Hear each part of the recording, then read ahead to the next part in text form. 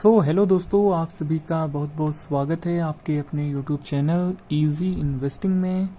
तो दोस्तों, आज के इस वीडियो में बात करेंगे ग्रो की तरफ से आने वाले एक नए ETF इन्फो के बारे में।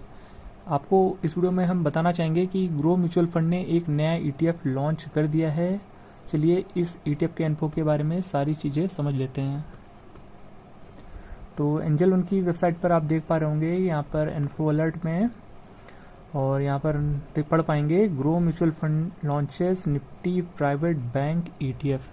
तो ग्रो म्यूचुअल फंड ने लॉन्च कर दिया है प्राइवेट बैंक ETF का इन्फो, जो कि आप इस AMFI की वेबसाइट पर देख सकते हैं। तो AMFI की वेबसाइट पर हम आ चुके हैं। न्यू फंड ऑफर वाला सेक्शन है ग्रो म्यूचुअल फंड का। यहाँ पर grow Nifty private bank ETF आप देख सकते हैं, जिसका कि इन्फो आपको यहाँ पर 6 मई से खुलता हुआ देखने को मिल जाता है, और 20 मई तक इस ETF का इन्फो ओपन रहने वाला है। यानी 20 मई 2026 को इस ETF का इन्फो क्लोज हो जाएगा, जहां पर कि आप मिनिमम 500 रुपये से निवेश कर पाएंगे। और इस लिंक के थ्रू आप ग्रो म्यूचुअल फंड की वेबसाइट पर भी जा सकते हैं। और देखिए, प्राइवेट बैंक इंडेक्स का ETF तो लॉन्च किया ही किया है, साथ ही साथ सेम इंडेक्स का यानी grow Nifty private bank index fund भी लॉन्च किया है, यानी इसके म्यूचुअल फंड का भी इन्फो लॉन्च किया है। तो आपके पास दोनों ही ऑप्शन है, आप चाहे तो ETF के इन्फो के साथ भी जा सकते हैं, म्यूचुअल फंड के इन्फो के साथ भी जा सकते हैं इस निफ्टी प्राइवेट बैंक इंडेक्स में निवेश करने के लिए। और यहाँ पर आपके पास सारे ही ऑप्शन यहाँ पर अवेलेबल हैं। आपको जहाँ पर बेटर फील हो आप वो उसके साथ जा सकते हैं, चाहे तो ETF के साथ या फिर म्यूचुअल फंड के साथ। बाकी ये NSE की वेबसाइट पर अभी इस ETF का इन्फो शो नहीं कर रहा है, पर यहाँ पर AMFI की वेबसाइट पर शो कर रहा है इन्फो। और अब बात कर लेते हैं निफ्टी प्राइवेट बैंक इंडेक्स के बारे में। तो अगर आप इस इंडेक्स में निवेश करना चाहते हैं तो आपको एक चीज़ पता होना चाहिए कि आज की डेट में जो निफ्टी प्राइवेट बैंक इंडेक्स है, जिसको कि ये जो नया ETF आया है ग्रो का निफ्टी प्राइवेट बैंक ETF, इसी इंडेक्स को ट्रैक करने वाला है। तो इस इंडेक्स में आज की डेट में कितनी गिरावट है वो भी आपको पता होना चाहिए। तो ऑल टाइम हाई जो इसका लगा था वो लगा था तकरीबन 18 फरवरी 2026 के आसपास। तो ये 10% की गिरावट दिखा रहा है अपने ऑल टाइम हाई से, जो कि फरवरी में लगा था अभी कुछ महीने पहले। 5 साल के चार्ट में देखेंगे तो ये जो रिसेंट हाई है वही इसका ऑल टाइम हाई है। तो जो गिरावट है इस पर्टिकुलर इंडेक्स में वो 10% की ही गिरावट है। तो ये चीज़ें आपको पता होनी चाहिए। बाकी 5 साल का जो इसका रिटर्न रहा है वो 49% के रिटर्न्स रहे हैं। अब बात कर लेते हैं निफ्टी प्राइवेट बैंक इंडेक्स के बारे में। तो ये है NSE की वेबसाइट, और यहाँ पर हम आ चुके हैं निफ्टी प्राइवेट बैंक इंडेक्स में, जहाँ पर कि आप फैक्टशीट के थ्रू सारा डेटा देख सकते हैं। तो देख सकते हैं ये है Nifty private bank total return index, और यहाँ पर जो नंबर ऑफ स्टॉक्स आपको देखने को मिल जाते हैं वो 10 देखने को मिल जाते हैं।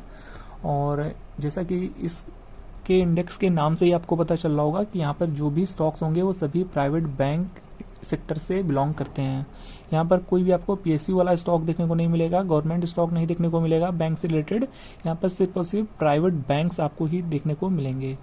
और यहाँ पर रिटर्न्स वगैरह कंपेयर कर सकते हैं। लास्ट 1 ईयर के रिटर्न्स जो रहे हैं वो माइनस में 4% के रिटर्न रहे हैं, और 5 साल का जो रिटर्न रहा है वो यहाँ पर 8% या 9% के CAGR से मिले हैं।